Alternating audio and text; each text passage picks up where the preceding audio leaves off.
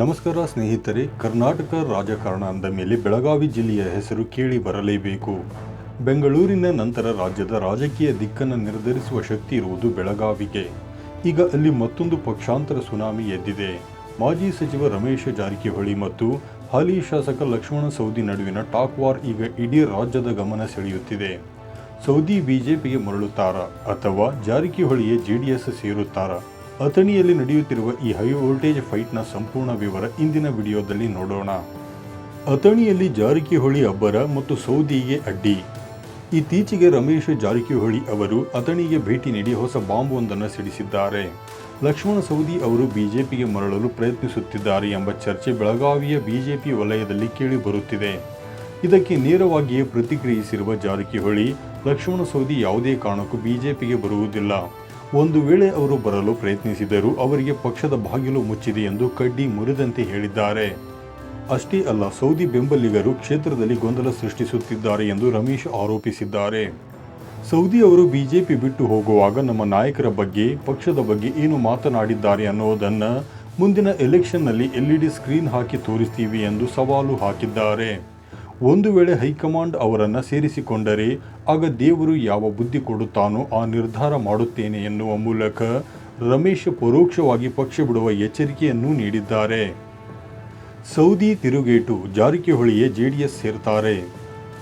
ರಮೇಶ್ ಜಾರಕಿಹೊಳಿ ಅವರ ಈ ಹೇಳಿಕೆಗೆ ಲಕ್ಷ್ಮಣ ಸವದಿ ಸುಮ್ಮನೆ ಕುಳಿತಿಲ್ಲ. ಅವರು ಅಷ್ಟೇ ಖಾರವಾಗಿ ತಿರುಗೇಟು ನೀಡಿದ್ದಾರೆ. ನನ್ನ ಬಗ್ಗೆ ಮಾತನಾಡುವವರಿಗೆ ತಲೆಯೂ ಇಲ್ಲ, ಬುಡನೂ ಇಲ್ಲ ಎಂದು ಜಾರಕಿಹೊಳಿಯನ್ನು ಲೇವಡಿ ಮಾಡಿದ್ದಾರೆ. ಸೌದಿ ಅವರ ಪ್ರಕಾರ ಯಾರೋ ಕೆಲಸವಿಲ್ಲದವರು ಇಂತಹ ಚರ್ಚೆಗಳನ್ನು ಮಾಡುತ್ತಿದ್ದಾರೆ ಮತ್ತು ಸ್ವತಃ ರಮೇಶ್ ಜಾರಕಿಹೊಳಿ ಅವರೇ ಬಿಜೆಪಿಯನ್ನು ಬಿಟ್ಟು ಜೆಡಿಎಸ್ ಸೇರುವ ಚಿಂತನೆಯಲ್ಲಿದ್ದಾರೆ. ಈ ಆರೋಪಕ್ಕೆ ಒಂದು ಬಲವಾದ ಕಾರಣವೂ ಇದೆ. ಇತ್ತೀಚೆಗೆ ದಾವಣಗೆರೆಯಲ್ಲಿ ನಡೆದ ಉಪಚುನಾವಣೆಯ ಸಂದರ್ಭದಲ್ಲಿ ರಮೇಶ್ ಜಾರಕಿಹೊಳಿ ಅವರು HD ಕುಮಾರಸ್ವಾಮಿ ಅವರೊಂದಿಗೆ ವೇದಿಕೆ ಹಂಚಿಕೊಂಡಿದ್ದರು. ಇದನ್ನು ಆಧಾರವಾಗಿಟ್ಟುಕೊಂಡು ಸೌದಿ ಅವರು ಜಾರಕಿಹೊಳಿ ಪಕ್ಷಾಂತರದ ಭವಿಷ್ಯ ನುಡಿದಿದ್ದಾರೆ. ನಾನು ಕಾಂಗ್ರೆಸ್ ಬಿಟ್ಟು ಹೋಗುವ ಪ್ರಶ್ನೆಯೇ ಇಲ್ಲ, ಆದರೆ ಅವರು ಬಿಜೆಪಿಯಿಂದ ಅಂತರ ಕಾಯ್ದುಕೊಂಡಿದ್ದಾರೆ ಎಂಬುದು ಸೌದಿ ಅವರ ವಾದ. ಬೆಳಗಾವಿ ರಾಜಕೀಯದ ಒಳಸುಳಿಗಳು. ಬೆಳಗಾವಿ ಜಿಲ್ಲೆಯ ಈ ಸಂಘರ್ಷ ಕೇವಲ ಇಬ್ಬರು ನಾಯಕರ ನಡುವಿನದ್ದಲ್ಲ, ಇದು ಎರಡು ಪ್ರಬಲ ಸಮುದಾಯಗಳ ನಡುವಿನ ಶಕ್ತಿ ಪ್ರದರ್ಶನವೂ ಹೌದು. ರಮೇಶ್ ಜಾರಕಿಹೊಳಿ ಅವರು ವಾಲ್ಮೀಕಿ ಸಮುದಾಯದ ಪ್ರಬಲ ನಾಯಕರಾಗಿದ್ದರೆ, ಲಕ್ಷ್ಮಣ ಸವದಿಯವರು ಲಿಂಗಾಯತ ಅಂದರೆ ಗಾಣಿಗ ಸಮುದಾಯವನ್ನು ಪ್ರತಿನಿಧಿಸುತ್ತಾರೆ. ಬಿಜೆಪಿಯಲ್ಲಿ 25 ವರ್ಷಗಳ ಕಾಲ ಇದ್ದ ಸವದಿ ಅವರಿಗೆ ಈಗಲೂ ಪಕ್ಷದ ಒಳಗೆ ದೊಡ್ಡ ನೆಟ್ವರ್ಕ್ ಇದೆ. ಇನ್ನೊಂದೆಡೆ ರಮೇಶ್ ಜಾರಕಿಹೊಳಿ ಅವರು ಬಿಜೆಪಿಯ ಹೊಸ ನಾಯಕತ್ವದ ಬಗ್ಗೆ ಅಂದರೆ BY ವಿಜೇಂದ್ರ ಅವರ ಬಗ್ಗೆ ಅಸಮಾಧಾನ ಹೊಂದಿದ್ದಾರೆ ಎನ್ನಲಾಗುತ್ತಿದೆ. ಯತ್ನಾಳ್ ಅವರ ತಂಡದಲ್ಲಿ ಗುರುತಿಸಿಕೊಂಡಿರುವ ರಮೇಶ್ ಈಗ ಪಕ್ಷದ ಕಾರ್ಯಕ್ರಮಗಳಿಂದ ದೂರ ಉಳಿಯುತ್ತಿದ್ದಾರೆ.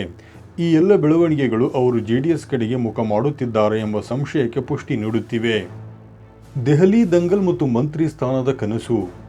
ಈ ನಡುವೆ ಲಕ್ಷ್ಮಣ ಸವದಿ ಅವರು ಮಂತ್ರಿ ಸ್ಥಾನಕ್ಕಾಗಿ ದೆಹಲಿ ಪ್ರಯಾಣ ಬೆಳೆಸಿದ್ದಾರೆ. ಸಚಿವ ಸಂಪುಟ ಪುನರ್ರಚನೆಗಾಗಿ ಹಿರಿಯ ಶಾಸಕರಾದ ಶಿವಣ್ಣ, PV ಜಯಚಂದ್ರ ಅವರೊಂದಿಗೆ ಸವದಿ ಕೂಡ ಹೈಕಮಾಂಡ್ ಭೇಟಿಗೆ ಮುಂದಾಗಿದ್ದಾರೆ. ಮೊದಲ ಹಂತದಲ್ಲಿ ಅವರಿಗೆ ಸಚಿವ ಸ್ಥಾನ ಸಿಗಬೇಕಿತ್ತು, ಆದರೆ ಈಗ ಅದಕ್ಕಾಗಿ ಅವರು ತೆರೆಮರೆಯ ಕಸರತ್ತು ನಡೆಸಿದ್ದಾರೆ.